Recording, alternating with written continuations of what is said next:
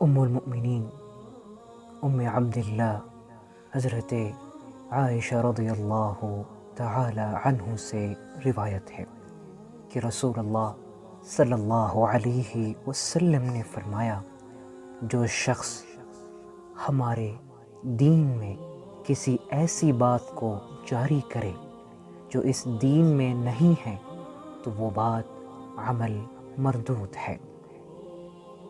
مسلم کی روایت کے الفاظ یوں ہیں کہ جو شخص ایسا عمل کرے جس کا ہمارے دین میں حکم نہیں تو وہ عمل مردود ہے۔ حضرت صلی اللہ علیہ وسلم نے اس حدیث مبارک میں فرمایا ہے کہ جو شخص ہمارے اس دین میں کسی ایسی بات کو جاری کرے جس کا اس میں حکم نہیں ہے یا اس کا وجود نہیں ہے تو وہ قابل قبول نہیں۔